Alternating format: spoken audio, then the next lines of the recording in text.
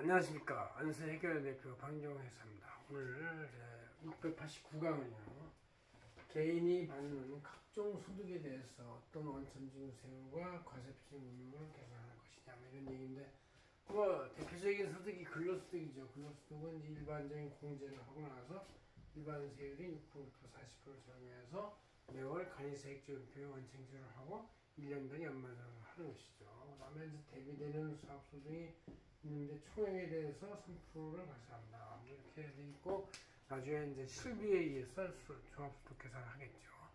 이렇게 하는 것이 우리 대별로 되는데, 이게 이제 우리 안세진행선언을 현재 종합소득이 한참 진행 중인 5월 말까지 5월 15일자 이렇게 돼 있습니다. 한번 보시면 되고요. 여기다 출력해 놨어요. 자, 그럼 하나씩 훑어보면서 봅시다. 자, 근로소득은 매년 매년의 총액에 대해서 근로소득 공제나 기본종제 이런 거 가족공제를 적용하고 나서 거기다 일반 세율인 6%부터 45%까지, 그러니까 1,400까지는 6%, 그 이후 이제 한 5억 이상부터는 이제 45% 이렇게 적용되는 것이 있다는 얘기죠. 근로소득 공제. 그럼 일용소득은 이제 매일당으로 받는 소득인데, 이것은 이제 매일 단위로 하루당 15만원씩을 공제해줘요. 그래서 이제 20만원을 받았다 그러면 15만원 공제하는 5만원에 대해서 세율은 6%고, 6% 중에서 55%를 세액 공제한 45%만 이제 이렇게 적용한다. 이렇게 보시면 되겠습니다. 퇴직소득은 총퇴직금에 대해서 이제 연분 연승폭으로 그 공제 금액을 적용한 다음에 기본 세율이 6%부터 45%를 적용한다. 이렇게 돼 있고, 사업소득은 전체 사업소득에 대해 총액에 대해서 일단 지급할 때 3% 주민세까지 하면 3% 원정인상으로 나서 실제 소득자가 1년 단위로 종합소득 계산을 실제 기장을 맡기던가 자기가 하던가 해서 그걸 계산해가지고 일부 환급을 받는 경우도 있고 추가 더 내는 경우가 좀 더 많이 있겠죠. 그다음 봉사료는 음식점 음식값위에 별도로 이제 팁같이 부과되는 것인데, 그걸 줄 때 총액에 대해서 5%의 과세를 하는 걸로 단일 과세를 끝낸다. 이렇게 돼 있죠. 기타 소득, 수납자산권, 저작권, 일시 광연 등과 같이 어떤 이런 금액들은 계속적으로 발생하는 게 아니라 일시적 우발적으로 발생하는 거기 때문에 총액의 40%만 소득으로 보고 60%는 필요공비. 왜냐하면 어떤 산업자산권이 있으려면, 특허권이 있으려면 그동안 많은 실수와 많은 사람들 실수가 있었기 때문에 그걸 60%라고 봐주는 거예요. 40%만 소득 과세하고 거기에 세율을 20% 하니까 40%에 20% 하면 8.8%를 원칙 인수하고 나서 나중에 종합소득세액을 합산할 때 그 총 받은 산업자산권, 저작권 소득에 40%를 합산시켜가지고 다시 정산한다. 이런 얘기죠.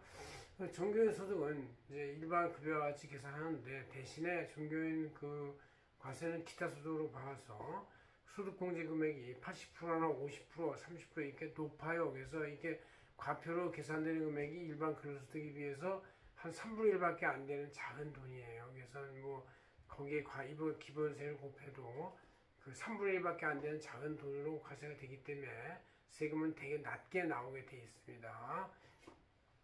일반 이자는 이자 총액에 대해서 과세합니다. 일반 이자는 이제 이자의 원가를 딴 데서 빌렸다 하더라도 공제를 해주는 게 없습니다. 그래서 그 단위세율 14% 적용한다. 그래서 주민세까지 15.4%.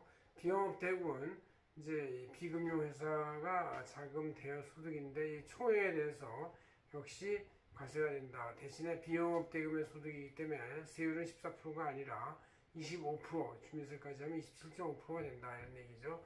배당 소득은 각종의 배당에 대해서 총액에 대해서 과세가 된다. 법인은 적용이 되지 않습니다. 단위세율 14% 적용이 되고, 비영업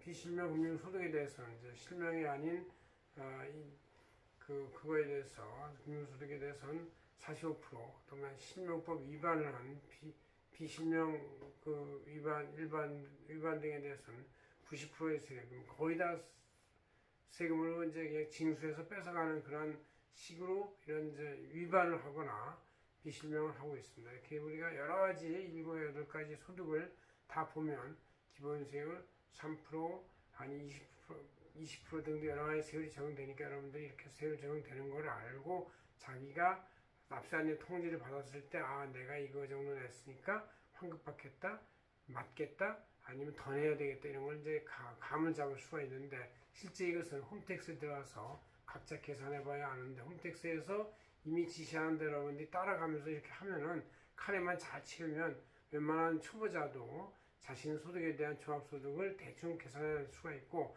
잘 모르면 이제 세무대리 직원들한테 의논을 하면 더 정확한 금액을 알 수가 있습니다.